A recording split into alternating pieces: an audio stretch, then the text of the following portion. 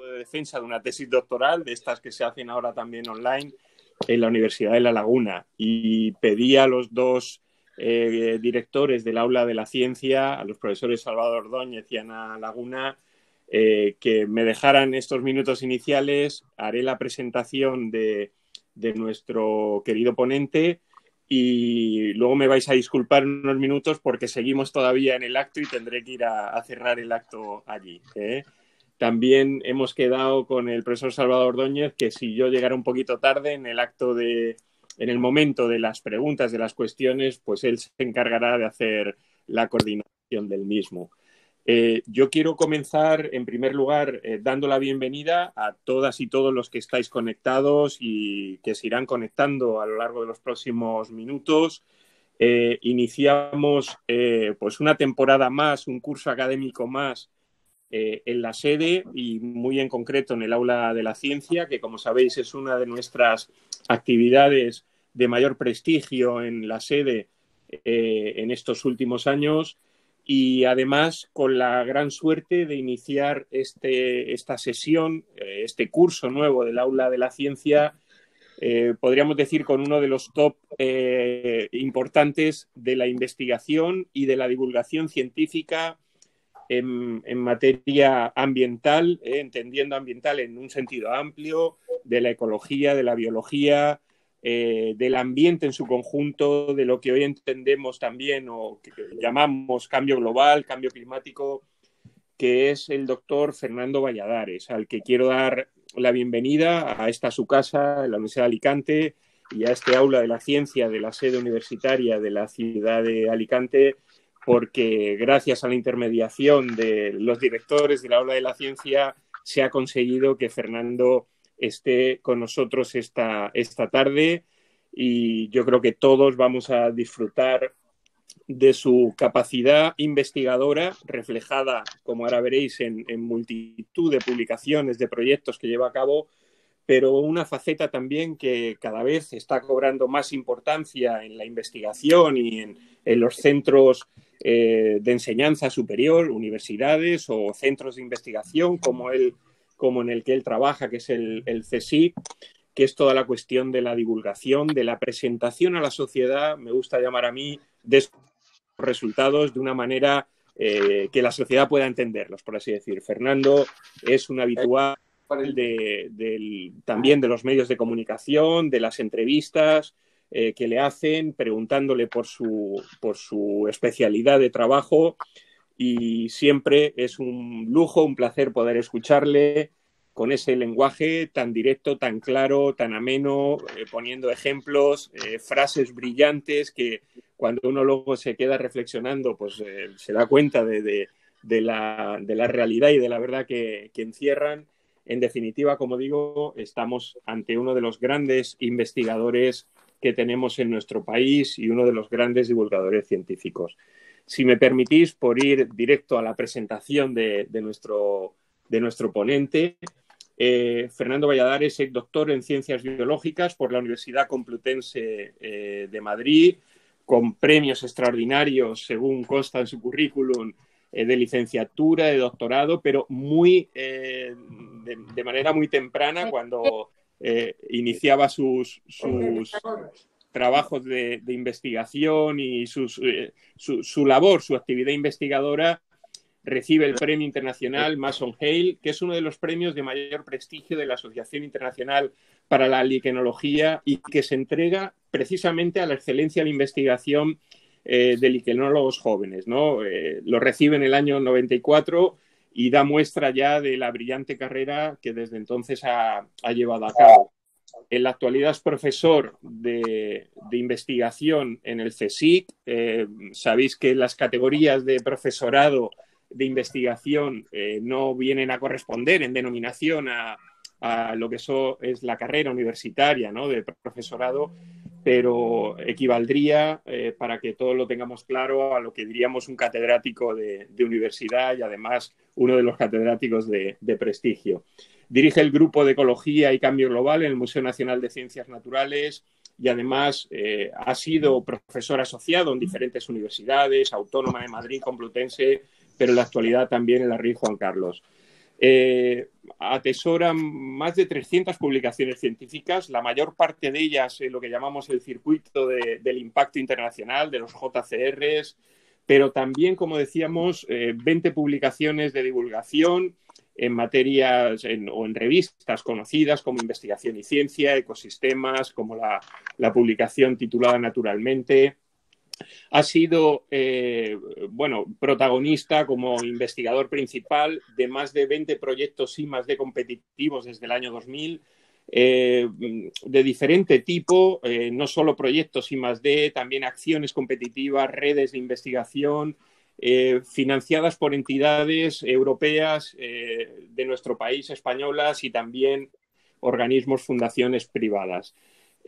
Como decíamos, en la actualidad, además de su labor investigadora en el Museo Nacional de Ciencias Naturales del CSIC, es profesor asociado de la Universidad Rey Juan Carlos, y yo destacaría, para ir terminando, su faceta como formador de jóvenes investigadores. Yo creo que esto es uno de los avales importantes que, pues cualquier investigador o docente en centros de investigación superior, universidades, pues debe desarrollar.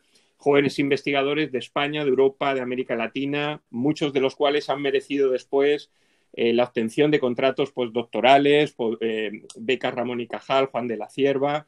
Ha dirigido más de 25 tesis, y una cuestión que a veces no se comenta cuando presentamos a algún ponente, pero que, pues cada vez está teniendo más importancia, y para mí es una pieza fundamental, ¿no?, de que el sistema de la buena investigación sigue funcionando. Ha sido evaluador, sigue siendo anualmente, de múltiples manuscritos en revistas de impacto, con una media aproximada, según yo he podido contar en su currículum, de 50 manuscritos al año, lo cual podéis suponer el trabajazo, podríamos decir, que conlleva, y que es impagable, ¿no? Es un trabajo que se hace de forma desinteresada, pero que es fundamental para el buen funcionamiento de las revistas científicas. Ha recibido diferentes premios, además de los académicos.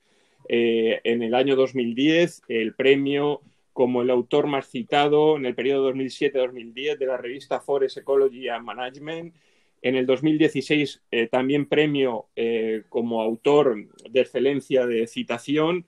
En el año 2015, otorgado por lo que todos conocemos como la Thomson Reuters, el ISI, o pues la entidad que, como sabéis, agrupa o aúna esas revistas JCR.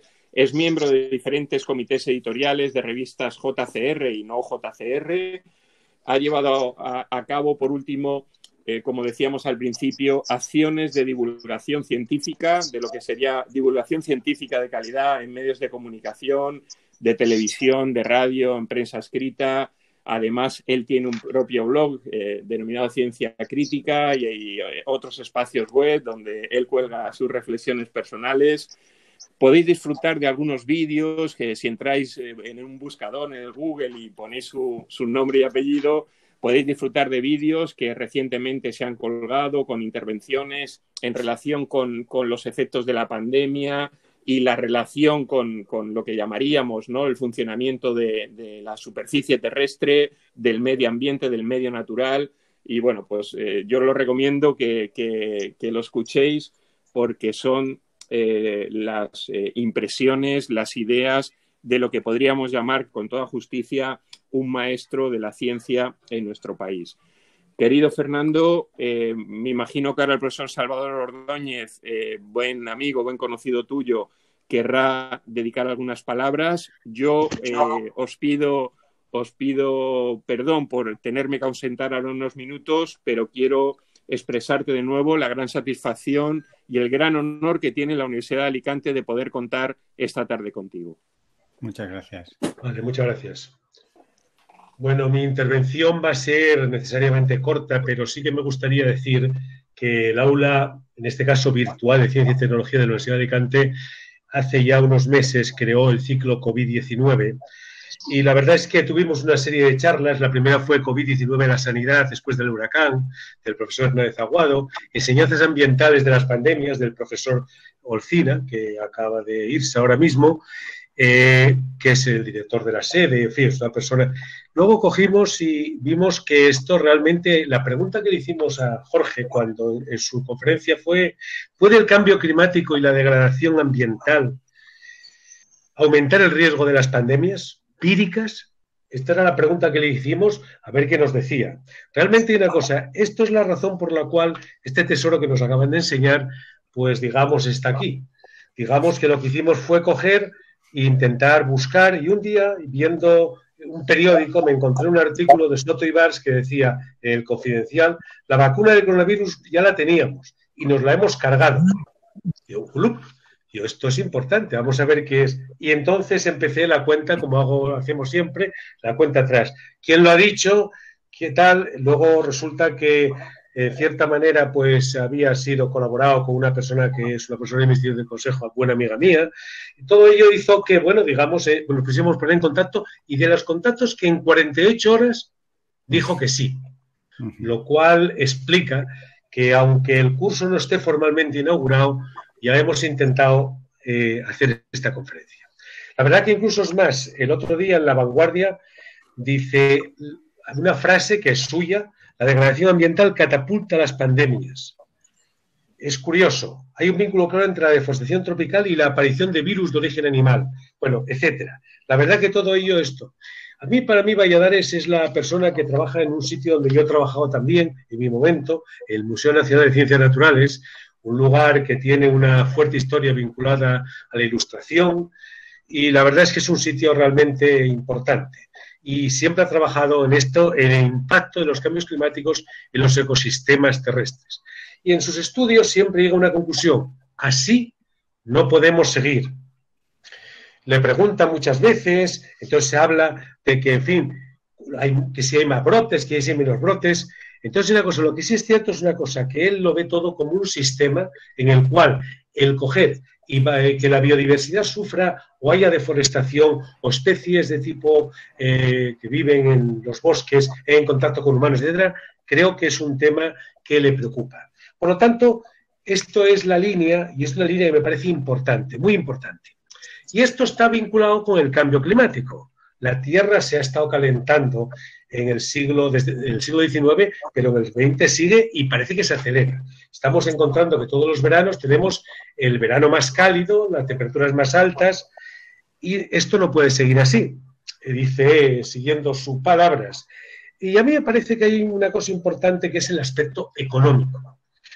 Hay un autor que hace unos días, en el mes de agosto, Dobson, con otros más, que cogió y se le ocurrió, escribió un artículo muy interesante en el cual llegaba a una conclusión que decía, dado que esto está ocurriendo, lo que acabamos de contar, lo que sí es verdad, que con un aproximadamente 2 por 1000 de las pérdidas generadas por el COVID, en términos de caída del Producto Mundial Bruto, en términos de enfermedades, de gastos, de paralización de la actividad económica, sería suficiente para, digamos, llegar a conseguir una especie, digamos, de no control sobre él, sino una, digamos, posibilidades de prever, predecir y, sobre todo, evitar el tema. De tal manera que esta solución, pues, en cierta manera acabaría con las potenciales hambrunas debidas a las sequías, las pestes de los virus y los microorganismos, las guerras y migraciones, aquello que decía antiguamente de hambre, peste y guerra, como grandes cuestiones que afectan a la humanidad. Y entonces son el 2 por 1000. Esto es lo que me lleva a reflexionar, que es lo importante, escuchar al profesor Valladares, pero sobre todo coger conciencia nosotros, porque esto no lo puede hacer aisladamente nadie, lo tenemos que hacer entre todos. Y a través de las leyes y a través de los presupuestos, ir creando una imagen de que este cambio es posible, es abordable y es necesario. Y nada más, dejo con vosotros al profesor Valladares, estoy contentísimo de que esté con nosotros, creo que es una suerte tener un conferenciante de esta categoría en nuestro ciclo COVID. Muchas gracias. Profesor Valladares, cuando quieras. Muy bien, pues muchas gracias. Gracias por la presentación. La verdad es que tanto Jorge como Salvador han levantado tanto las expectativas, me han puesto por las nubes de tal manera que espero no defraudar ahora y estar a la altura de tan estupendas y entrañables presentaciones. Voy a compartir la pantalla. Es el único paso que tengo que dar, que no me puedo equivocar. ¿Dónde le doy el botoncito? Compartir. Presentar toda tu pantalla. Entiendo que ahora estoy ahí empezando a compartir. Ahora me hará caso. Me aparece el menú de compartir. Pero no sé si estoy autorizado. Elige Chrome. A ver ahora. Ya entiendo que ya se está viendo mi pantalla. Sí, ya estamos viendo. A ver. Vale. Está llegando, sí. Ecología en tiempos de pandemia. Está en la pantalla ya en este momento. Vale, ahora la he puesto en grande. Ahí estamos. Ahora, muy bien. Entiendo. Muy bien, pues bueno, la ayuda de las diapositivas es siempre para guiar un poco el mensaje, porque realmente tanto Salvador como Jorge han ya ilustrado algunas cuestiones y es un tema tan transversal y de tanta actualidad que constantemente están saliendo tanto artículos científicos como artículos en la prensa, como, digamos, muchos grupos de trabajo aportando piezas de información muy relevantes y muy actuales. Es una urgencia la que tenemos con las pandemias y con el propio cambio climático. Así que de ahí viene un poco el título de una visión desde la ecología en estos tiempos de pandemia y cambio climático. Una cuestión interesante que me parece bonita o curiosa para comenzar es el concepto de salud. Hasta hace pocos años, cuando uno hablaba de salud, todo lo que tenía en mente era riesgo de infarto, colesterol, cáncer, diabetes. Esa era la visión de la salud. Pero cada vez más empieza a haber una dimensión ambiental en el concepto de salud. Ya empezamos a ver que nuestro propio estado sanitario y de salud depende del medio ambiente. Y ahí es donde empiezan los primeros límites de la ciencia de la medicina, en el propio medio ambiente. Fijaros en este número muy simplificado, deliberadamente sencillo, pero fijaros que prácticamente del 80% de los cánceres infantiles tienen una causa ambiental. O sea que realmente ahí hay mucho terreno para las ciencias del medio ambiente, para la propia ecología, de cara, en este caso, a los cánceres infantiles, pero podríamos decirlo en muchos aspectos. Además, con esta injerencia de los seres humanos en la naturaleza, estamos teniendo un montón de experimentos, involuntarios, por supuesto, pero comprobaciones experimentales de que realmente nuestra salud depende de la salud del medio ambiente que nos rodea. Y, por ejemplo, en los Juegos de Pekín, en los Juegos Olímpicos de 2008, sabéis que estuvieron a punto de cancelarse por la gran contaminación atmosférica que había y que sigue habiendo, pero que sobre todo en algunos años anteriores a los Juegos Olímpicos del 2008, pues tenía esa ciudad hasta el punto de que muchos atletas y deportistas se negaban a ir y demás. Bueno, el gobierno chino no escatimó en medidas urgentes para reducir la contaminación y como resultado, en pocos meses, los niños chinos aumentaron 24 gramos de peso al nacer. Realmente fue un experimento en fin, gigantesco, que demostraba cómo el reducir esa contaminación no solo permitía hacer los juegos, sino mejoraba incluso el peso de los niños al nacer, ¿no? Y ahora lo hemos visto con la pandemia.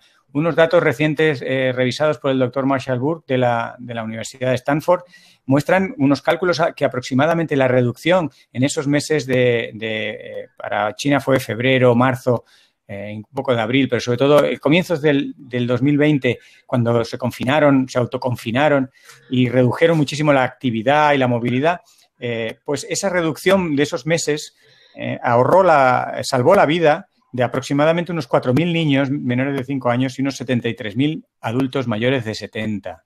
¿No? O sea que realmente nuestra salud, en este caso incluso nuestra propia supervivencia, depende del estado del medio ambiente. Y en esto es donde se afianzan y toman origen los conceptos como la salud planetaria, que en algunos momentos puede parecer un concepto muy grandilocuente, muy rimbombante, pero que en realidad refleja precisamente la salud del planeta, bueno, en realidad de esa capa del planeta que conocemos como biosfera, donde están los seres vivos, donde se concentra la clorofila y los procesos de la vida, ¿no? La salud de esa capa del planeta es una, ¿no? Están muy interrelacionados. Las Naciones Unidas, en su programa One Health, Una Salud, hablan muy explícitamente de las interconexiones y que hay que trabajar de forma muy multidisciplinar, no solo con especialistas del ámbito sanitario y biomédico, etcétera, sino también, por supuesto, con veterinarios, pero también con ecólogos y con profesionales del mundo del medio ambiente, porque todas esas saludes de los distintos organismos dependen unas de otras y se interrelacionan de formas complejas y muy importantes. Otro enfoque que quería hacer, y en este caso me salgo del ámbito puramente ecológico, pero para poner precisamente la naturaleza en su contexto, os traigo aquí un par de imágenes del Foro Económico Mundial, del World Economic Forum. Cada año produce un informe que se puede consultar en Internet, con figuras bastante claras y es muy didáctico. Y sabéis que tienen esta reunión en Davos, en Suiza, en el mes de febrero.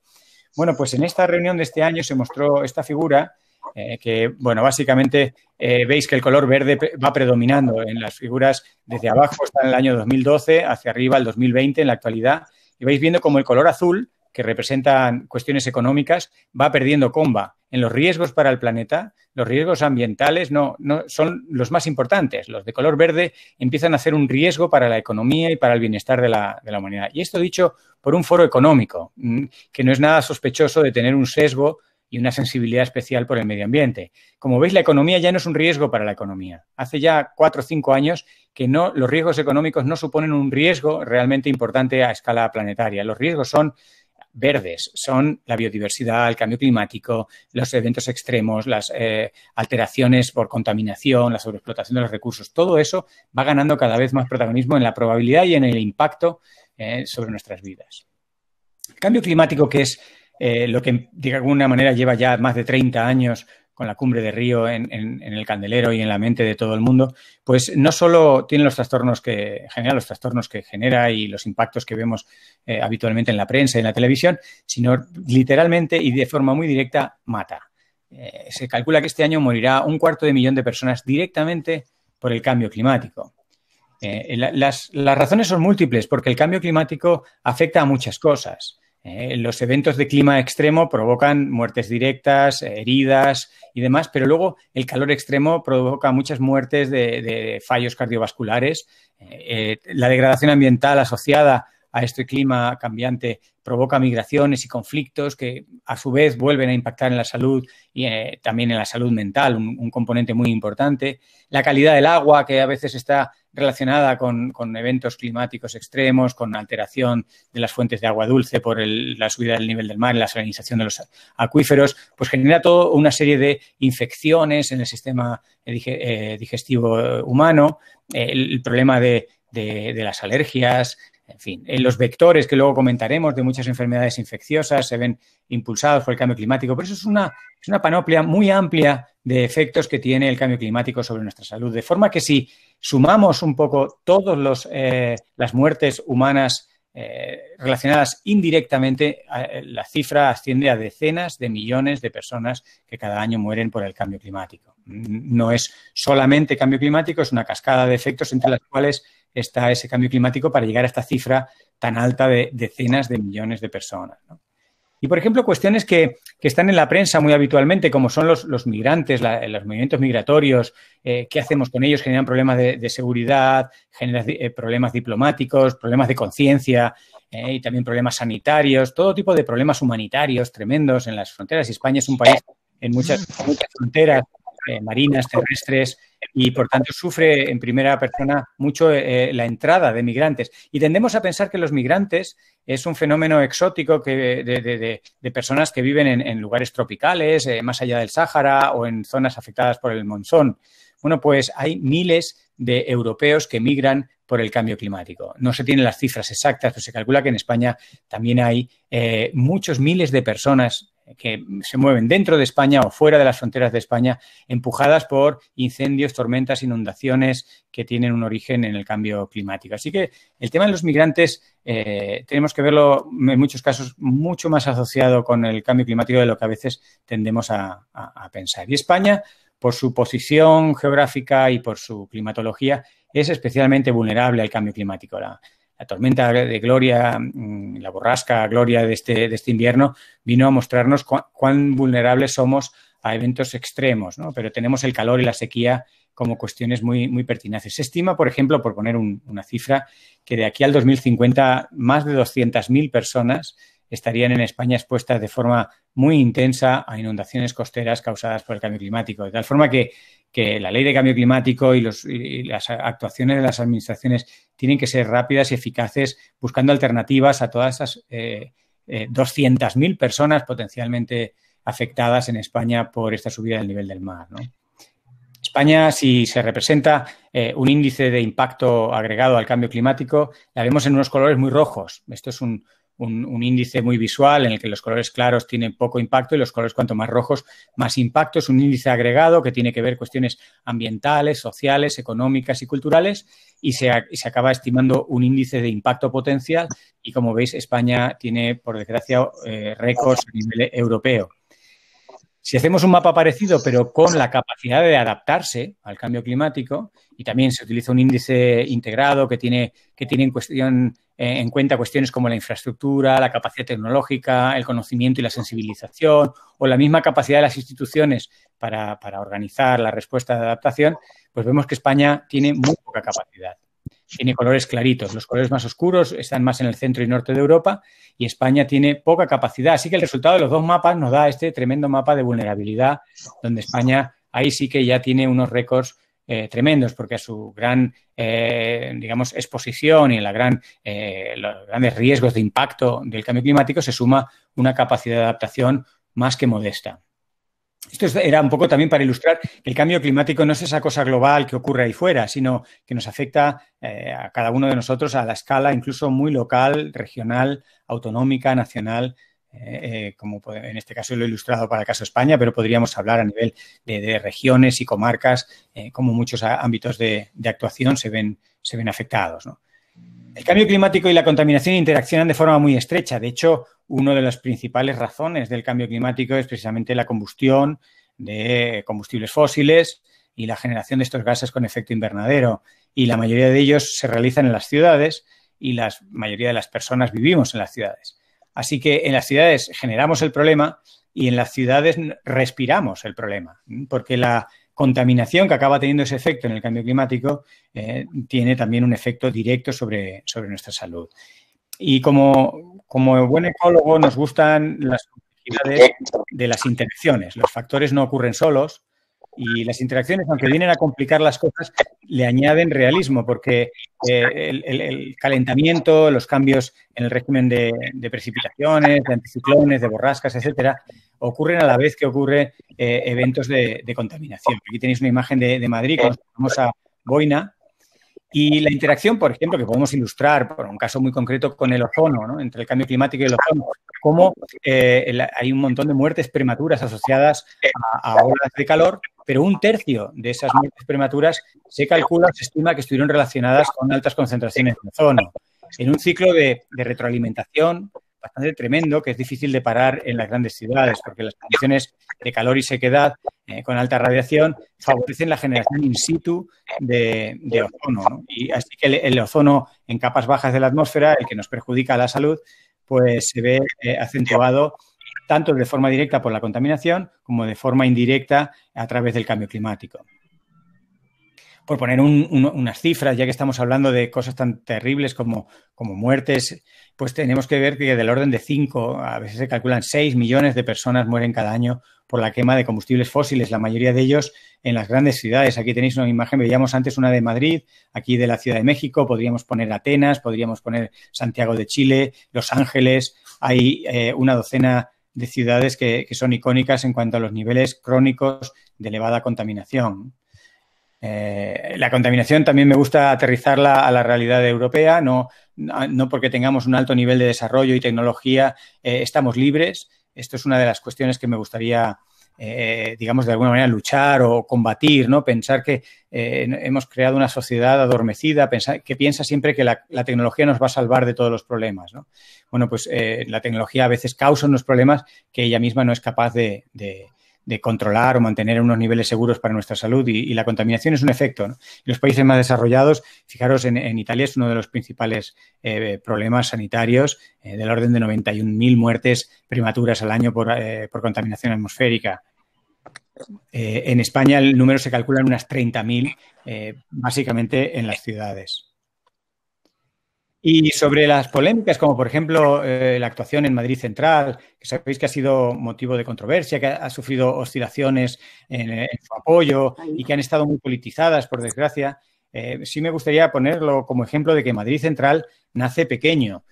Madrid Central no solo se justifica y demuestra su efectividad con, por ejemplo, reducir cada año 500 muertes prematuras. O sea, ya solo por lo pequeñito que es el Madrid Central y con lo poquito de cosa que es, hay 500 personas en Madrid que se libran de morir anticipadamente gracias a la mejora en la calidad de la contaminación atmosférica por este Madrid Central.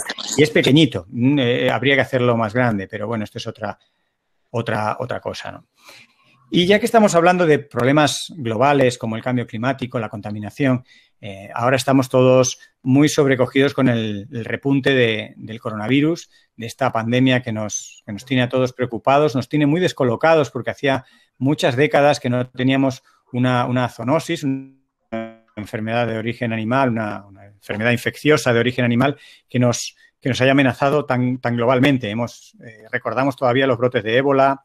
Tenemos presentes muchos brotes de gripe aviar, tenemos el Zika, el dengue, la malaria. Hay una larga lista de enfermedades infecciosas, algunas transmitidas por vectores, otras transmitidas directamente, como es el caso del coronavirus, por partículas y aerosoles y demás. Pero esta nos ha pillado muy de sorpresa por su dimensión global. Este virus que estamos empezando a entender y que nos ha pillado en muchas cosas realmente con el pie cambiado, durante meses a más de la mitad de la humanidad confinada en sus propias casas. Esto es casi 4.000 millones de personas autoconfinadas, ¿no? Esto ya solo nos pone un poco en perspectiva algo que estamos sufriendo. Estamos preocupados porque indudablemente la vacuna pues tarda en venir. Va a venir mucho antes de lo que han venido otras vacunas por la gran presión internacional y la gran colaboración científica y todos los medios que se están poniendo, pero aún así para cuando llegue la vacuna ya habrá habido muchas muertes y mucho sufrimiento y muchos impactos en las actividades humanas. Por mantener un poco de conexión con algún tema que acabo de mencionar, como es la contaminación, como no podía ser de otra manera, la contaminación y el COVID están relacionados. De muchas formas. Un ejemplo, un estudio muy, muy sólido en Estados Unidos mostró que ligeras diferencias en la contaminación atmosférica tenían un gran impacto en la mortalidad por coronavirus. ¿Qué revelaba este estudio? Pues revelaba que las personas que habían estado respirando atmósferas que tenían apenas tan solo 1 microgramo por metro cúbico de partículas PM2,5, o sea, partículas cuyo diámetro aerodinámico es de 2,5 micras, solamente 1 microgramo por metro cúbico de estas partículas en la atmósfera durante los meses anteriores a la pandemia hizo que se aumentara un 15% el número de muertos. Es un estudio estadístico muy sólido, con muchos datos que rápidamente pusieron los datos a disposición y ahí muestran cómo pequeños cambios en la contaminación atmosférica tienen un efecto muy grande en nuestra sensibilidad, en este caso, a un patógeno vírico. El coronavirus, como sabéis, ha sido un experimento a escala planetaria tremendo y en pocos días pues el confinamiento ha reducido la contaminación. Esta es otra interacción interesante que tiene incluso derivadas de investigación, de experimentación. Aquí tenéis un mapa del norte de Italia, la disminución en solo una semana de las concentraciones de dióxido de nitrógeno, un contaminante muy importante. Y lo mismo ocurrió en España. Aquí tenéis imágenes, el promedio del periodo 10 al 14 de marzo de este año, en la izquierda, con puntos rojos en las grandes ciudades españolas, Madrid, Barcelona, Valencia, Bilbao, y luego veis cómo esos puntos rojos desaparecen. Todavía se ve un poco de trazo en Barcelona y algo se nota en Madrid, pero ha bajado en apenas una semana significativamente estos niveles de contaminación. Esto estuvo acompañado de cosas incluso más, no sé, más románticas, si queréis, como que, por ejemplo, en la India, después de 30 años, muchas personas por fin pudieron volver a ver el Himalaya, que tenían a solo 30 kilómetros y que la contaminación se lo bloqueaba, ¿no? Estas cosas las hemos vivido a tiempo real. No hace falta que me extienda mucho porque las hemos leído estos días, estos meses, en los periódicos y las hemos escuchado en los telediarios, ¿no? Estas pandemias y su expansión tienen mucho origen en actividades viejas y nuevas del ser humano. En cuestiones que llevamos haciendo toda la vida, como la deforestación, o el tráfico ilegal de especies, pero que se han mezclado con actividades algo nuevas, como pueda ser mercados húmedos, estos mercados de condiciones sanitarias muy precarias, que favorecen nuevos contactos entre especies y entre estas especies y la especie humana, y con lo cual aumentan mucho las probabilidades de que salte un patógeno de estas especies a la especie humana y encuentre pues un hospedador nuevo, en este caso nosotros, y este riesgo incrementado pues es lo que tendríamos que controlar. Como ecólogo muchos de nosotros hemos estado revisando la bibliografía, qué se sabía de las pandemias, y la verdad es que se sabía bastante más de lo que parecía. Lo que pasa es que tendemos a vivir un poco de espaldas. Las pandemias ahora son mayoritariamente de origen tropical porque son los ecosistemas tropicales los que nos estamos encargando de destrozar sistemáticamente ahora. Pero los que destrozamos sistemáticamente hace 60 o 80 años, los ecosistemas templados, fueron los orígenes de las principales pandemias hace 80 años. Hay otro mapa que no he querido traer hoy aquí para no cargar mucho la presentación, pero que muestra mucho cómo eso, hace 80 años el origen de las pandemias era templado, porque la degradación ambiental principal se hacía en esos ecosistemas templados, Estados Unidos, Latinoamérica, algunas zonas templadas, sobre todo Europa, algunas zonas de Asia, y ahora, en estas últimas décadas, el origen es tropical porque la degradación ambiental principal es de origen tropical. Bien, pues en este estudio vuelvo a rescatar datos e información que tiene mucha actualidad, porque aunque el trabajo tiene más de 10 años, está hecho en sistemas templados como el español, en este caso es en Estados Unidos, en la costa este de Estados Unidos, donde se vio que la diversidad de aves disminuía el riesgo del virus del Nilo, del virus occidental del Nilo.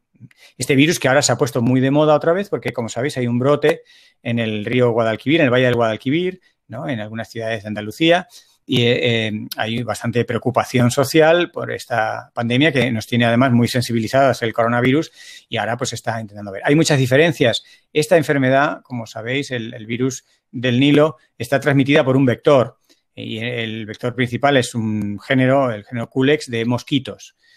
Entonces, estos mosquitos pican a las aves, que son el portador habitual, el hospedador habitual de este virus, pican a las aves, lo pasan de unas aves a otras y eventualmente algunos mosquitos pican también a humanos o a caballos, que son dos mamíferos en los que se ha encontrado el virus, y ahí el virus encuentra un hospedador secundario no tan favorable y por eso el virus no se pasa, el virus del Nilo de momento no se pasa de persona a persona, salvo casos muy excepcionales que se ha visto a través de la placenta en mujeres embarazadas, en algunas transfusiones de sangre hechas en condiciones muy particulares. Es muy, muy raro el paso de humano a humano, es casi una anécdota, ¿no? Y con el caballo pasa lo mismo, no hay vacuna y la manera de combatir o controlar esta enfermedad es reduciendo lo que se está viendo en la televisión, ¿no? Reduciendo al vector, al mosquito.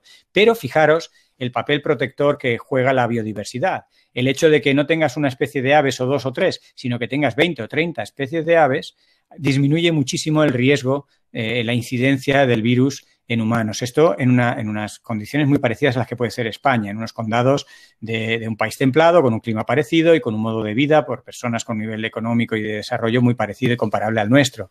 La biodiversidad no es esa biodiversidad tropical que parece que a veces la tenemos muy idealizada, sino una diversidad de pajaritos en nuestras latitudes nos mantiene con un riesgo, en este caso de virus del Nilo, mucho más bajo, ¿no? Algo parecido se puede decir con otras formas de degradación ambiental, no solo con la pérdida de diversidad, sino con la fragmentación. En este gráfico se muestra el número de garrapatas infectadas con otra enfermedad, con otra zoonosis, en este caso con la enfermedad de Lyme.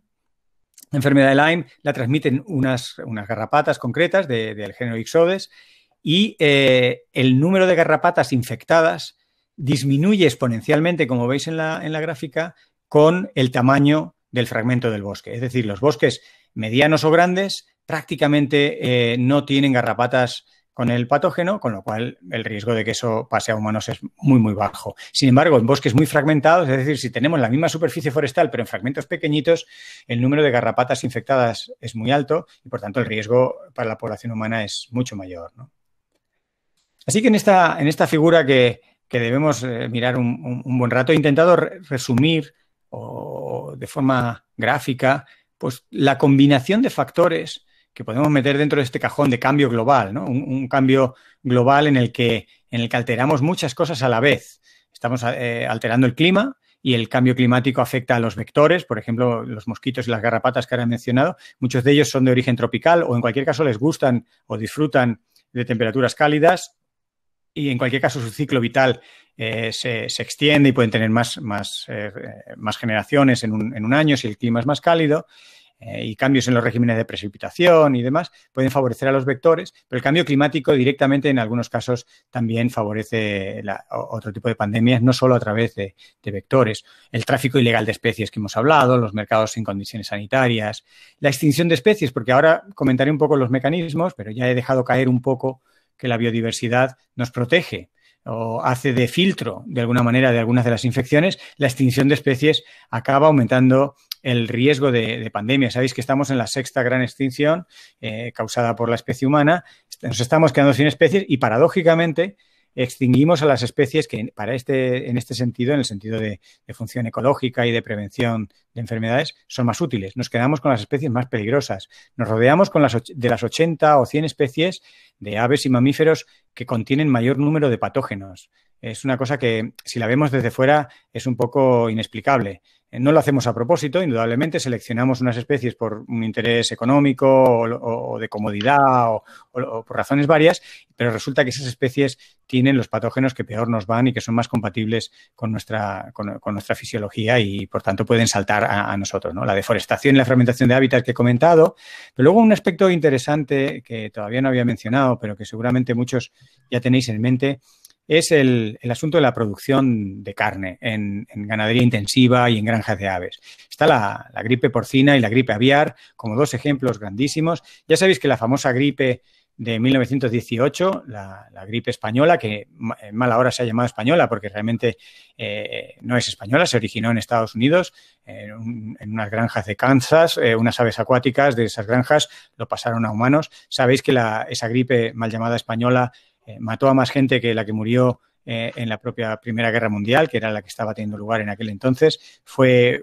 una gran tragedia social, económica, fue una gran crisis. Se está empezando a comparar la actual del coronavirus con aquella por esas dimensiones tan globales. Bien, pues aquello dio lugar luego a la gripe. Apenas a los 5 años ese virus de alguna manera se acostumbró a la especie humana y no nos mataba tanto. Aún así, la gripe ya sabéis que viene a matar del orden de 500.000 de personas todos los años, pero ya no son los 2 millones de personas que mató cada año en los primeros eventos de la gripe, y llegó a matar, creo recordar, unos 40 millones de personas en muy pocos años, ¿no? De una forma brutal. Pero a los 5 años ese virus y la especie humana empezaron a encontrar su nuevo equilibrio y ahora se ha convertido en una enfermedad estacional que tiene su cuota en nuestra salud y en nuestra mortandad, pero no es lo mismo que al principio. Y ahora tenemos un montón de virus candidatos, muchos de ellos vienen de estas granjas intensivas donde, aparte de las condiciones sanitarias y aparte de ser especies que albergan patógenos potenciales, se alía todavía un factor más y es el empobrecimiento genético. Estas granjas industriales normalmente son individuos que proceden de unos mismos padres o de padres. Hay un alto nivel de consanguinidad y de homogeneidad genética y esto es un problema. Lo voy a desarrollar a continuación. Ahora os diré por qué el empobrecimiento genético es un problema. En este mapa simplemente es ilustrar el riesgo de zoonosis. Ya hace 4 años, Allen y colaboradores ya sabían que la zona del sureste asiático, de donde salió el coronavirus, era una zona de alto riesgo. La ciencia tenía y tiene más conocimiento del que se ha puesto en marcha. Nos hemos puesto en marcha cuando la pandemia ha golpeado, pero había muchos datos que ya avisaban de riesgos y que si hubiéramos estado, digamos, más sensibles a esa información, hubiéramos podido evitar la extensión y el impacto de la actual COVID-19, ¿no? ¿Cómo nos protege la biodiversidad? Porque la estoy mencionando todo el rato, pero no termino de explicar el cómo. Y de alguna manera os pedía un acto de fe, ¿no? Decir, bueno, pues Fernando Valladares dice que protege, pero ¿cómo protege? Bueno, pues hay hay tres mecanismos, resumiendo los estudios que han ido de forma experimental o observacional encontrando. Hay tres niveles en los que la biodiversidad nos protege. No es una protección eficaz, no es una protección completamente eficaz en el sentido de que no reduce a cero el riesgo de infección, pero baja mucho el riesgo de infección. Entonces, yo hago muchas veces la comparación con la vacuna, con esa vacuna que estamos buscando ahora, y la vacuna de la naturaleza tiene algunas ventajas, tiene la limitación de, como digo, que no es tan perfecta, no es tan eficaz, pero es que pensar que la eficacia de esta vacuna que vamos a desarrollar con suerte al año de haberse originado la pandemia, pues es específica para ese virus. Y además, como el virus mute o tenga alguna recombinación con otros virus, ya la vacuna va a dejar de funcionar. Es altamente específica y ha costado un dineral y un esfuerzo tremendo y se ha llevado por el camino a muchas personas que para las cuales la vacuna no estuvo a tiempo. Sin embargo, esta vacuna, en sentido figurado de la naturaleza bien conservada, con sus niveles de diversidad y sus ecosistemas funcionales, lo que hace es reducir los riesgos y lo hace ante cualquier patógeno, sea vírico o bacteriano o de origen fúngico, sea patógenos que la ciencia conoce que pueden ser peligrosos para la especie humana o patógenos completamente desconocidos para la ciencia. Estos mecanismos genéricos de los ecosistemas ricos en especies, o por lo menos con las especies que habitualmente tiene ese ecosistema y que funcionen y que interaccionen, pues son, como decía, de tres tipos. En primer lugar, un control poblacional de las especies portadoras de los patógenos. Cuando existe una diversidad de grupos de especies, tenemos predadores, herbívoros, tenemos carnívoros, tenemos mamíferos, aves, tenemos reptiles, tenemos muchos tipos distintos, una diversidad de grano grueso, podríamos decir. Esa coexistencia de especies tan distintas reduce las posibilidades de que la especie portadora del patógeno, sea la que sea, se dispare demográficamente, porque siempre hay alguien que se la comerá o alguien con quien compita o alguien de quien dependa, y todas esas relaciones de dependencia, de control poblacional, etcétera, hacen que la probabilidad disminuya. Los otros dos mecanismos son con escalas más pequeñas, más bajas, si queréis, de biodiversidad. El segundo mecanismo, que se llama mecanismo de dilución, es cuando coexisten especies parecidas. Por ejemplo, micromamíferos o mamíferos de un mismo tamaño, o si son aves, pues el ejemplo que estaba poniendo antes de las aves, ¿no? Es una diversidad de especies relativamente parecidas. Estas especies comparten el patógeno, pero no todas las especies son igual de buenas para el patógeno. Y de esta manera se establecen cortafuegos naturales, se establecen barreras y la carga vírica promedio de la comunidad, de una comunidad rica en especies similares, disminuye. Esto es lo que ocurría en el caso que os ilustraba de las aves, ¿no? Pero también se ha visto con roedores y con distintos mamíferos. Y el último nivel, el más concreto de cómo la biodiversidad nos protege, es la diversidad genética. Y esto tiene un poco de relación con lo que os decía de las granjas, donde la diversidad genética es muy baja. Todos sabemos, lo estamos viendo con el coronavirus, que no hay dos personas que sufran la enfermedad casi de la misma manera. Indudablemente en muchos casos es debido a la dieta, al estado de salud, la edad, pero hay un componente genético. Ese componente genético es una riqueza, una forma de biodiversidad, una diversidad genética que, por lo que se conoce como amortiguación, pues hace efectivamente eso, amortigua el impacto en la población de un determinado patógeno. Cuando tenemos poblaciones que están empobrecidas genéticamente, bien sean salvajes, bien sean domésticas, los riesgos de la enfermedad aumentan muchísimo y de la expansión sin control de esa enfermedad. Para irme acercando un poco al final, quería hacer una reflexión, ya que he hablado un poco de las ciudades.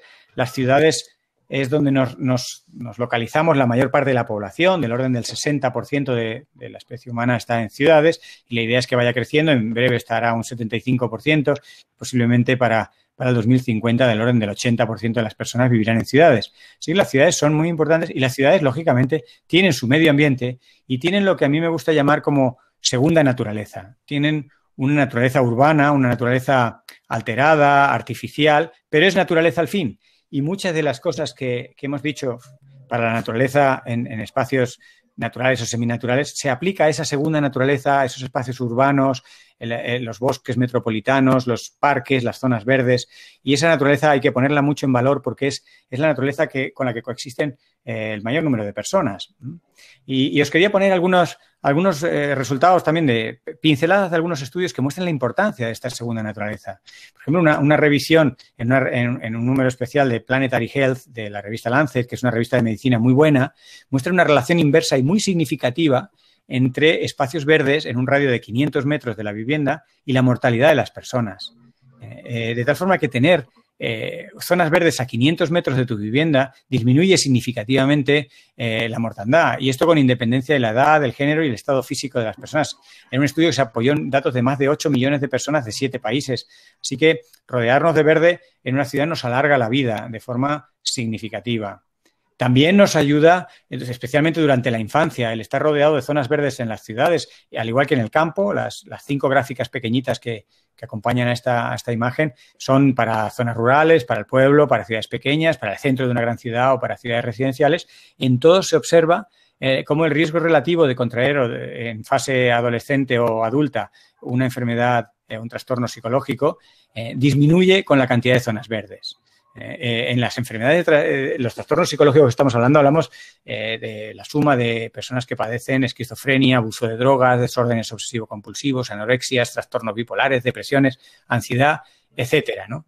Esto es una correlación muy potente que nos muestra la importancia de que los niños especialmente estén rodeados de verde durante su desarrollo. Incluso en este otro trabajo que os traigo, que se ha desarrollado en la ciudad de Barcelona, muestran la base anatómica. Incluso los cerebros de las personas que se criaron en barrios con más zonas verdes tenían cerebros mejores y se podían ilustrar, y esas son las zonas en amarillo que están correlacionadas con zonas verdes. Son zonas que están luego muy relacionadas con las capacidades de concentración, con la memoria, y con el córtex prefrontal, que son aspectos de nuestro cerebro que nos dan propiedades cognitivas muy importantes para nuestro desarrollo personal y profesional.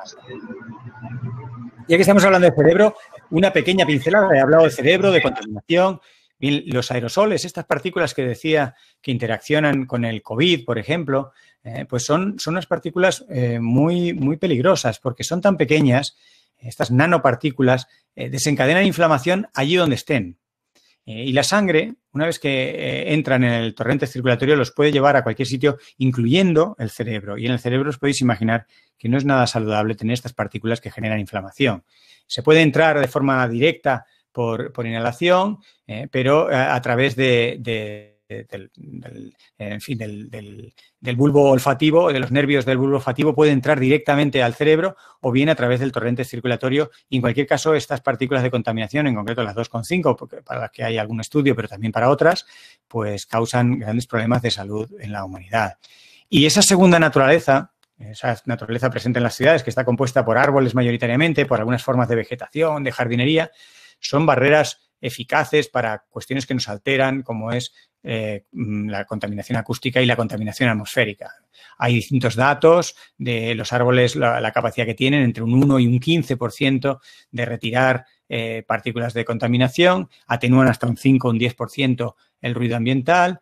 Y estos son datos, pues, por ejemplo, para Estados Unidos, se calcula que los árboles que actualmente hay en las ciudades de Estados Unidos evitan la muerte de unas 850 personas al año y reducen en 600.000, más de 600.000 casos potenciales de crisis respiratorias agudas gracias a la presencia de los árboles que ahora mismo ya hay en las ciudades norteamericanas. Los mecanismos os podéis imaginar, pues es la captura de gases a través de las hojas o bien la retención de contaminantes en la pura superficie de las hojas.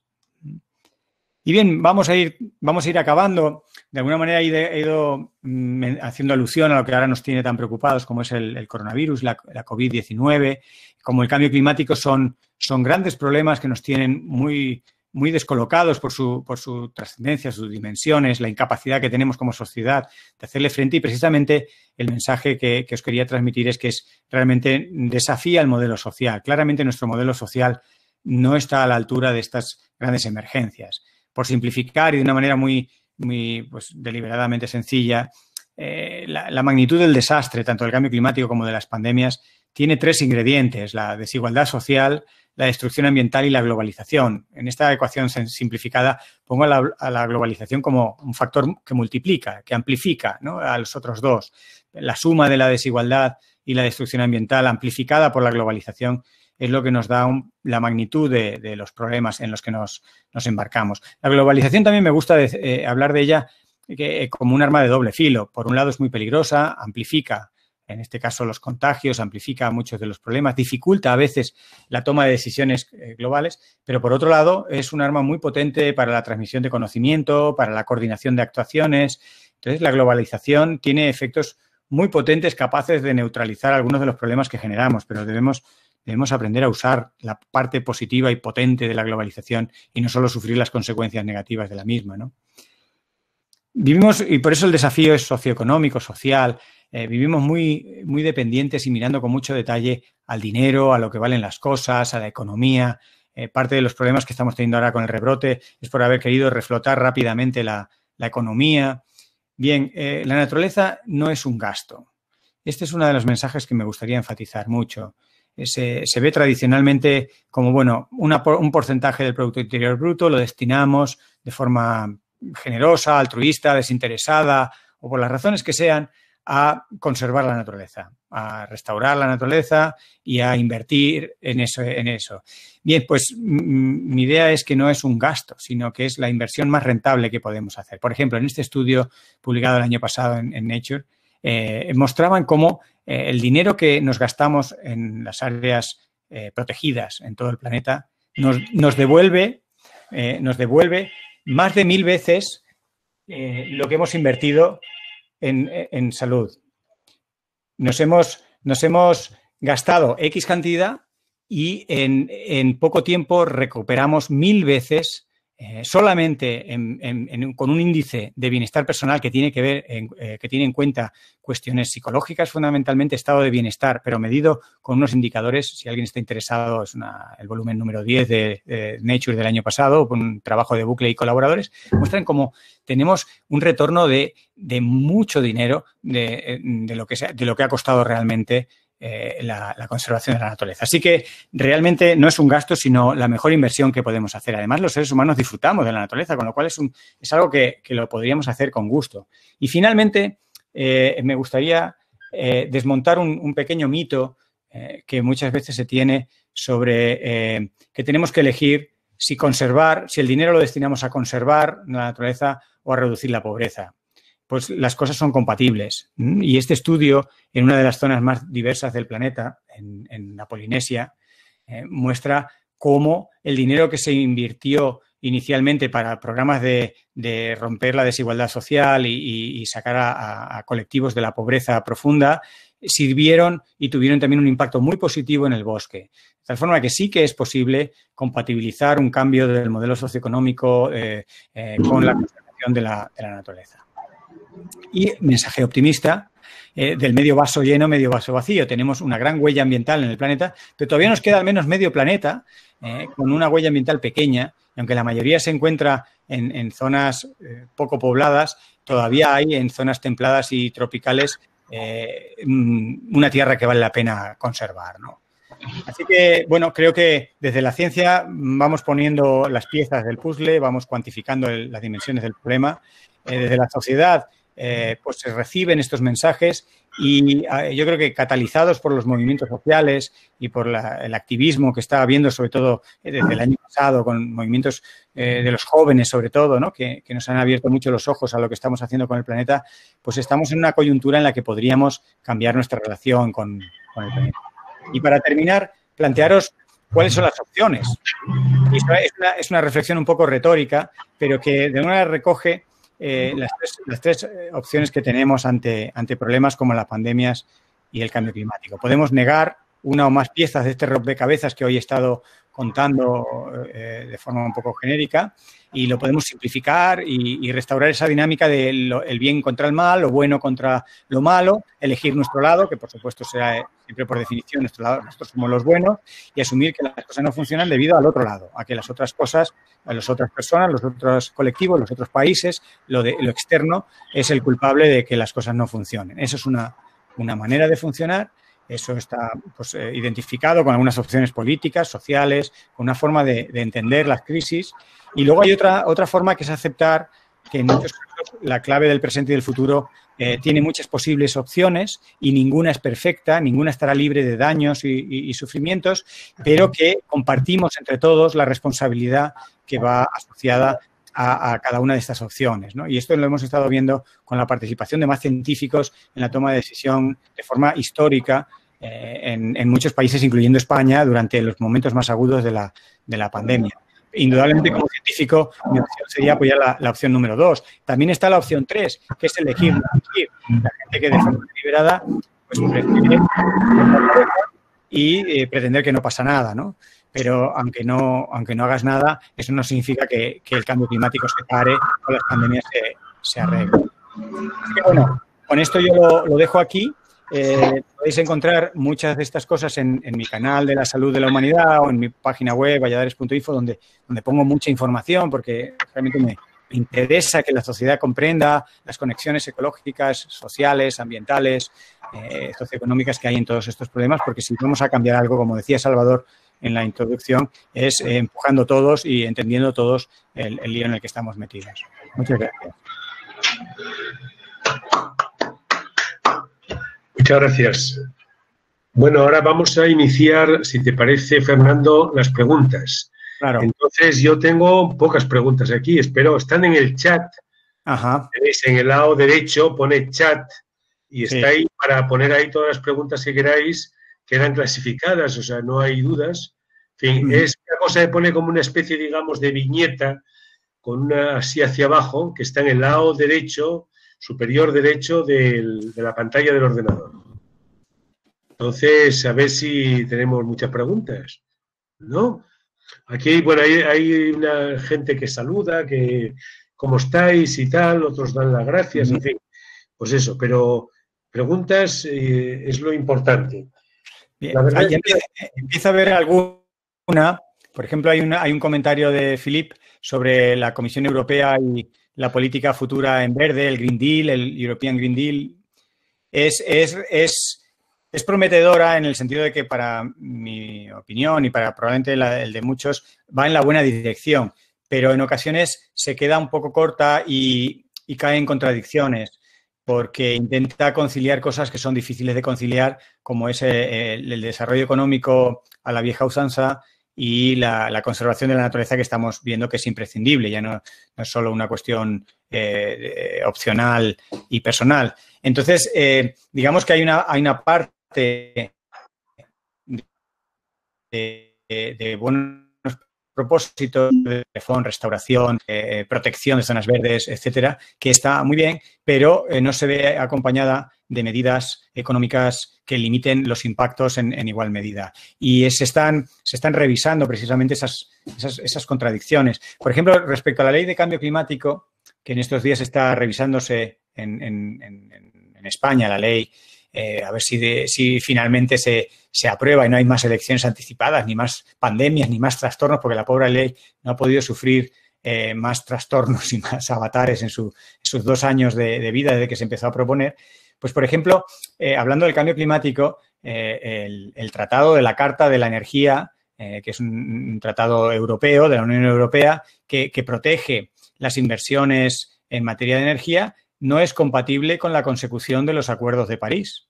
Entonces, claro, aquí hay un conflicto muy directo. Se protegen las inversiones en combustibles fósiles, pero, sin embargo, se firman unos acuerdos para reducir la emisión de gases con efecto invernadero. Ahí es un ejemplo que estos días ha salido en la prensa y se están buscando las formas de hacer compatibles estas cosas. Uno no puede firmar simultáneamente 2 cosas que se excluyen, ¿no? Y en este caso ahí hay un conflicto muy concreto. Habría más, ¿no? Y sabéis que el Green Deal, pues en algunas cosas ha sido un poco ingenuo, simplista, ¿no? Con esta idea de vamos a reforestar Europa y llenarlo todo de árboles. Los árboles no son la única solución y a veces no son la mejor. Hay grandes alternativas en zonas más áridas, mismo Alicante, pues en muchas zonas por climatología y por suelo, pues no pegan nada, ni corresponden, ni se sostendrán, y menos en climas futuros, pues bosques y plantaciones. Entonces, los árboles no son la salvación universal y vienen bien. Y recordemos que una plantación no es un bosque, es quizá a veces el embrión de un bosque, pero para que se dé un ecosistema funcional hacen falta más cosas que la especie, digamos, con la que se planta, ¿no? Empieza a haber algún otro comentario más. Veo que Adriano nos dice... Bueno, ¿hay realmente esperanza para revertir la situación vista la postura pasiva o negativa de los mayores países contaminantes? ¿Estamos cerca del punto de no retorno? Bueno, realmente sí que estamos cerca del punto de no retorno. A mí me gusta decir esto intentando que no me tiemble mucho la voz, porque sé que lo que digo es bastante tremendo, ¿no? Pero es así. O sea, termodinámicamente, físicamente, el sobrepasar el 1,5 grados ya es casi inevitable. La inercia del sistema climático, sabéis que estamos en un 1,1, prácticamente 1,2. Pero la inercia del sistema climático hará que, aunque reduzcamos mucho las emisiones, posiblemente rebasemos el 1,5. Lo que deberíamos es intentar no rebasar los dos. Realmente en los dos hay otro umbral muy, muy grande. Y con los niveles de degradación ambiental, de pérdida de biodiversidad y demás, nos ocurre 3/4 de lo mismo. No son procesos lineales que poquito a poquito se va perdiendo función. Se sabe que hay umbrales, hay puntos de no retorno, como dice Adriano.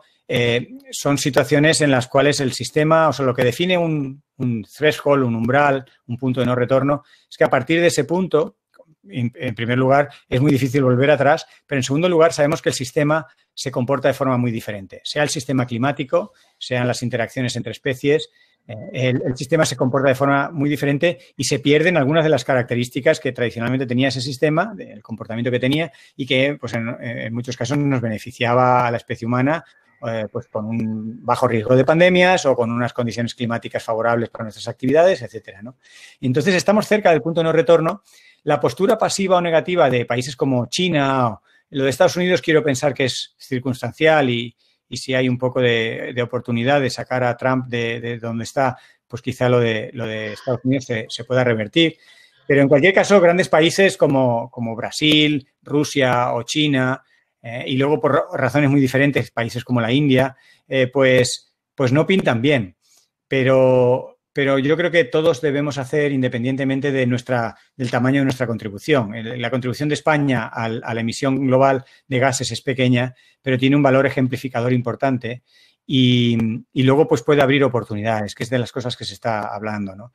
No hay nada que genere más oportunidades que un país que se anticipa a los problemas en lugar de un país que responde a los problemas, que es lo que tradicionalmente estamos haciendo. Entonces, si realmente ponemos en marcha sistemas preventivos y nos anteponemos a emergencias y a problemas, estaremos innovando y eso, la innovación y el ejemplo, al final se pueden asociar al dinero también y a la economía. Es de otra forma, no es de la forma tradicional de compra-venta, oferta y demanda y los mecanismos habituales que estamos acostumbrados, pero eso acaba también redundando en ciertas formas alternativas de economía. Hay modelos económicos alternativos, yo no soy economista y no los entiendo mucho, tengo aquí a mi lado varios libros de economía, hago lo que puedo por estudiarlos y entenderlos, pero no es mi campo. Sé por lo que he discutido con algunos compañeros del mundo más de la economía que ningún modelo es perfecto, ninguna alternativa es funcional. Me gusta hablar del modelo de la rosquilla o del donut, ¿no? De Kate Raworth,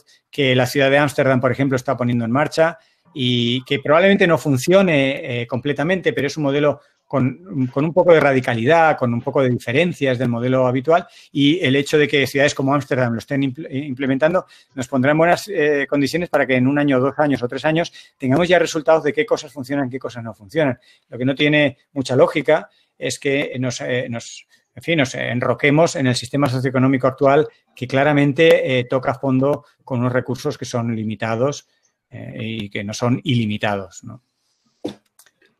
Sí. Sí. Bueno, tenemos una pregunta de José Rubio de cómo se determina que una persona ha fallecido debido al cambio climático. No es trivial la pregunta. De hecho, no es nada trivial. España, yo participé en la evaluación preliminar de los impactos del cambio climático hecha hace, yo creo que más de 15 años. Mis hijos pequeños no habían nacido todavía y ya estábamos empezando a calcular el impacto del cambio climático en España. Y en aquel entonces España tenía un método todavía peor que el de la actualidad de determinar y de registrar la causa de la muerte. Digo peor que el de la actualidad porque ya estáis viendo lo que ocurre con el coronavirus, que tenemos un problema de homogeneidad de datos, que a pesar de tener el Instituto de Salud Carlos III, la administración pública, muchos hospitales, muchos profesionales, hay una gran heterogeneidad en la forma en la que se siguen los protocolos y no es nada trivial tener un protocolo estandarizado de asignación de muertes. Hasta el punto de que la ola de calor del 2003, por ejemplo, fue muy controvertida. Si queréis entrar en Wikipedia, hay una entrada muy neutra y muy razonable de lo que ocurrió en el 2003 y las cifras tan dispares que había entre lo que decían los gobiernos que había muerto y lo que los científicos calculaban que habían muerto, ¿no? Y sobre todo para el caso de España era muy vergonzoso, porque prácticamente en España se decía que no había muerto nadie cuando se calculaba que habían muerto, pues creo que más de 10.000 personas. Lo principal fue en Francia, y en Francia inmediatamente en la ola de calor dimitieron muchos ministros de Sanidad, pero la asignación de la causa de la muerte no es tan trivial. Normalmente lo que ocurre con el cambio climático, la principal cantidad de muertos, sobre todo en eventos como estos que estoy poniendo de olas de calor, tienen, son como la gota que colma el vaso. Son personas que ya tienen una salud vulnerable, son personas mayores o personas con problemas respiratorios, o personas con una determinada susceptibilidad que se adelanta la muerte, ¿no? Y eso es un modelo de probabilidad. Esa persona, de alguna manera, podría haber vivido, digamos, 5 o 10 años más y se adelanta la muerte. Los datos que ponía, por ejemplo, de la contaminación de Madrid también están calculados de esa manera. Los 500 madrileños que se mueren menos al año por Madrid Central, se calcula que son madrileños que hubieran tardado unos años más en morir. Se ha adelantado su muerte. Y normalmente son personas que no están en un estado de salud completo. Son personas algo ya sensibles. En número son las mayoritarias. A veces también mueren personas completamente sanas, pero la mayoría son personas ya un poco afectadas. Pero no es trivial esa pregunta. Y sería bueno que se la hicierais también a alguien del personal sanitario que pueda dar los detalles más concretos, ¿no? Hay una pregunta que es alrededor de un tema que vamos a tratar en la lección inaugural del curso, que es el tema de las tierras secas a escala global, pero que nos preguntan aquí, y es una pregunta muy bonita. ¿Qué opciones hay entonces qué opinión te merece el estado actual de los ecosistemas áridos y semiáridos que tenemos en el sureste de España? Y a continuación dice, ¿qué opciones hay entonces en zonas áridas de cara a la restauración? Yeah. Y en fin, la verdad que también goza de un gran predicamento, le han apuntado más cosas alrededor. Esa es la pregunta. Claro, ¿Qué opinas de los ecosistemas áridos y semiáridos que tenemos en el sureste de España? Bueno, tanto los que están en España como en el resto del mundo son muy importantes, mucho más importantes de lo que mucha gente piensa, porque albergan a una gran cantidad de la población humana. Por esas cosas también inexplicables, al ser humano le gusta vivir en zonas áridas. Y esto es inexplicable porque lo bueno sería que viviéramos en zonas lluviosas. La ciudad de Los Ángeles es uno de los mayores disparates humanos, ¿no? Tener que dar toda esa cantidad de agua que los norteamericanos consumen per cápita en una ciudad en el desierto es difícil de justificar a alguien que viva fuera de este planeta, ¿no? Si viniera un marciano no tendríamos argumentos para explicar la ciudad de Los Ángeles. Pero el caso es que sea como sea, mucha gente vive en zonas áridas. Las zonas áridas son poco productivas por definición, tienen problemas graves ante el cambio climático de incremento de aridez, riesgo de desertificación, pero son muy importantes. Entonces, lo primero es poner en valor esas zonas, porque normalmente en la Comunidad de Madrid tiene, no sé si la conocéis, pero os sonará que la parte sur, sureste, tiene unos yesos, tiene unas zonas áridas. Aridísimo, muy árido, más árido que lo nuestro. Efectivamente, y la gente, en general, la sociedad no percibe eso como ecosistemas a conservar, porque los ecosistemas a conservar que tradicionalmente tienen en la mente pues son árboles, ríos, sitios como si fuera Suiza, ¿no? Sí. Bueno, pues esa zona semiárida de Madrid, por ejemplo, alberga un mayor número de endemismos que toda la sierra, o tiene valores importantes para la corrección de flujos de inundaciones de los ríos Jarama, Manzanares, Henares. Entonces, lo que ocurra en las tierras de esa zona tan poco valorada por la gente, pues tiene mucho impacto económico y social, ¿no? Eso es una de las cuestiones que quería poner en valor. Entonces, el futuro de esas zonas es complicado. En primer lugar, porque ¿por qué he tenido que hacer esta arenga en defensa de las zonas áridas? Porque no se las quiere mucho. Igual que no se quiere ahora, el malo de la película es el murciélago, pues, y hay personas y hay colectivos que están matando a los murciélagos y los murciélagos no tienen la culpa de nada. De hecho, los murciélagos se comen los mosquitos que nos podrían estar pasando la enfermedad del virus occidental. O sea que, en realidad, están no solo pagando justos por pecadores, sino estamos liando las cosas a nuestro estilo más clásico. Lo primero es poner en valor las zonas áridas, ¿no? Y lo segundo, ¿qué futuro tienen? Bueno, pues si no somos cuidadosos, sí que también se pueden sobrepasar umbrales de sostenibilidad. Sobre todo es muy delicado la pequeña capa de fertilidad de esos suelos. La microfertilidad de esos suelos es un recurso extremadamente valioso sobre el que se sostiene un ecosistema muy frágil. Un ecosistema que una vez que se degrada cuesta mucho volver atrás, si es que se puede volver atrás. Entonces, actividades de tiempo libre, actividades industriales, actividades que deterioran esa frágil fertilidad del suelo de zonas áridas, compromete muchísimo a esas zonas áridas. Así que de las primeras actuaciones que habría que tomar conciencia todos es en conservar el corazón, lo que mantiene vivos a muchos de estos ecosistemas semiáridos. Indudablemente, cuando se haga un programa de restauración y reforestación de estas zonas, hay que tener muy en cuenta que ahí no podremos poner cualquier especie, que no cualquiera soporta esas condiciones ya hoy tan duras, pero que se van a ir haciendo cada vez más duras. Hay que ser especialmente visionarios a la hora de recrear qué ecosistemas podríamos reconstruir o ayudar o facilitar en esas zonas áridas, pero es un punto muy, muy sensible y muy importante y es un porcentaje muy grande, no tengo el dato exacto, ahora no me acuerdo, de la Tierra, que tiene zonas áridas y semiáridas, como las que rodean a Alicante, y albergan a un alto porcentaje de la población. Así que es un ecosistema muy infravalorado. Fernando, hay una pregunta aquí que es importante, es la del mapa de riesgos que dijiste de cambio climático y de adaptación al cambio climático.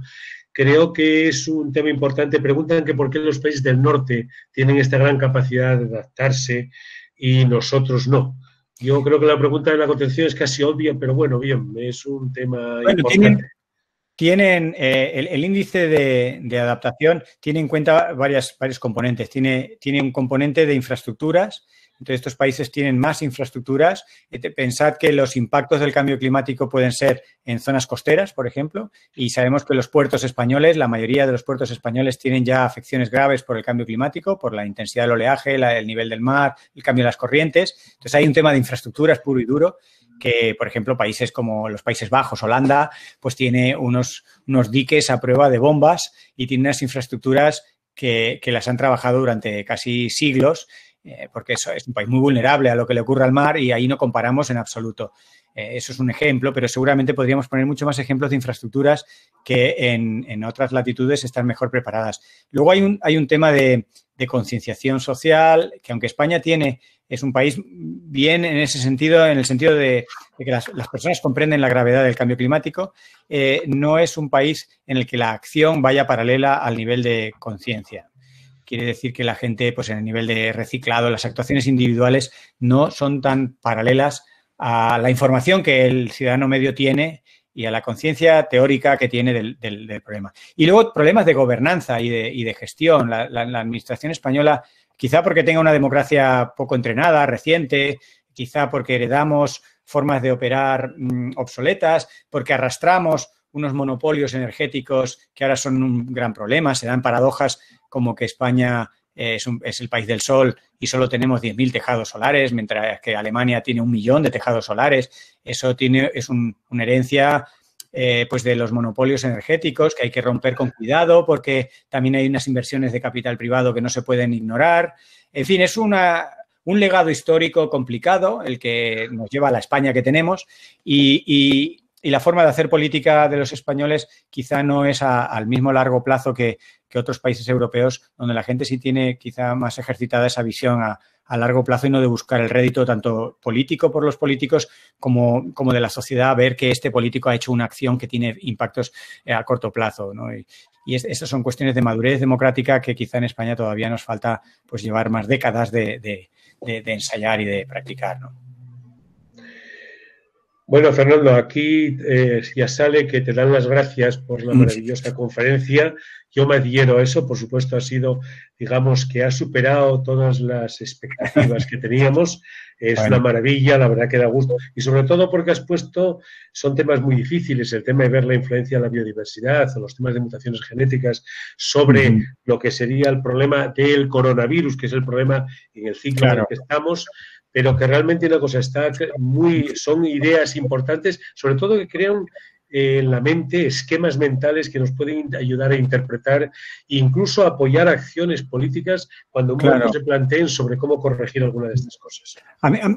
Yo os agradezco esta oportunidad. Me encanta tener excusas para repensar. Indudablemente algunas de las diapositivas las tenía ya hechas, pero otras las he hecho para hoy y le doy otra nueva vuelta de tuerca porque es un tema que tiene muchas dimensiones y la actualidad va creciendo y va habiendo más urgencias, más problemas, más datos también científicos y para mí es una oportunidad interesante y creo que me siento, digamos, motivado con eventos como el de hoy o cualquier evento de comunicación, un poco para fomentar el pensamiento un poco crítico del origen de la información, para fomentar un poco también la capacidad de integración característica de la ecología, de ver que los eventos no son separados, nos han enseñado mucho a diseccionar los problemas y abordar los problemas de uno en uno. Y la ecología, a separarlos del contexto. Exacto. Y aunque es mucho más complicado trabajar todo junto, pero es que es todo junto como está ocurriendo. Y la pandemia ocurre con el cambio climático. Y dentro del cambio climático ahí está el mar, la tierra, la atmósfera. Y mi esfuerzo es un poco ver esas conexiones y que la gente desarrolle también esas conexiones, ¿no? Muy bien. Espero haber contribuido un poco. Yo encantado. Querido Fernando, muchísimas gracias. Y espero que te volvamos a ver por nuestra aula de ciencia y tecnología. Muchas gracias. Un gusto. Un saludo. Gracias. Buenas tardes a todos. Buenas tardes. Bueno, pues nada.